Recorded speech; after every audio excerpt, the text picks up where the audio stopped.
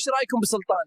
سلطان ذا عسل، دم خفيف وقلبه طيب ورجال، إياكم تزعلونه، ما يستاهل الزعل.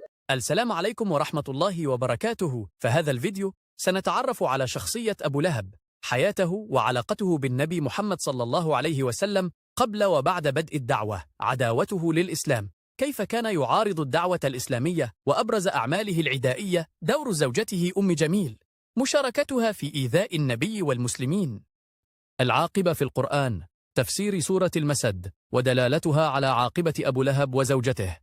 أبو لهب واسمه عبد العزى بن عبد المطلب، وزوجته أم جميل واسمها أروى بنت حرب بن أمية، هما من أبرز معارضي النبي محمد صلى الله عليه وسلم والدعوة الإسلامية. قصة أبو لهب: كان أبو لهب عم النبي محمد صلى الله عليه وسلم، لكنه كان من أشد معارضيه وأعدائه.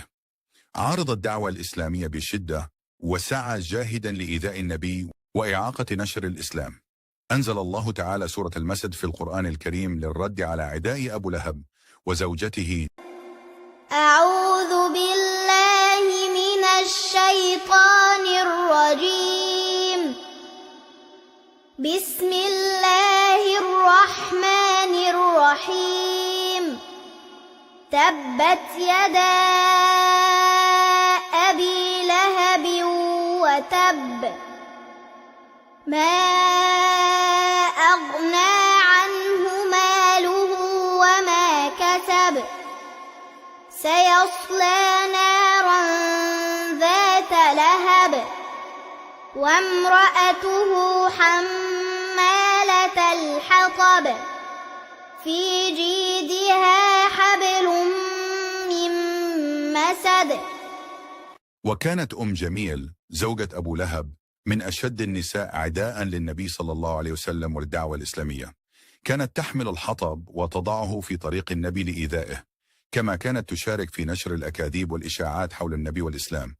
ورد ذكرها في سورة المسد، حيث وصفت بأنها حمالة الحطب وفي جيدها حبل من مسد، وستعاني في الآخرة بسبب أفعالها الخبيثة. تشير هذه الآيات إلى أن أبو لهب وزوجته سيعاقبان في الآخرة على عداوتهما للنبي صلى الله عليه وسلم وأفعالهما السيئة.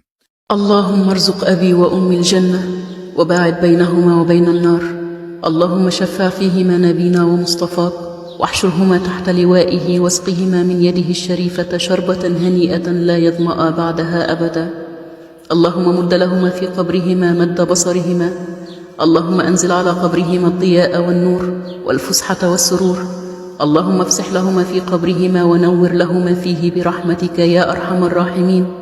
اللهم اجزهما عن الإحسان إحسانا، وعن الإساءة عفوا وغفرانا.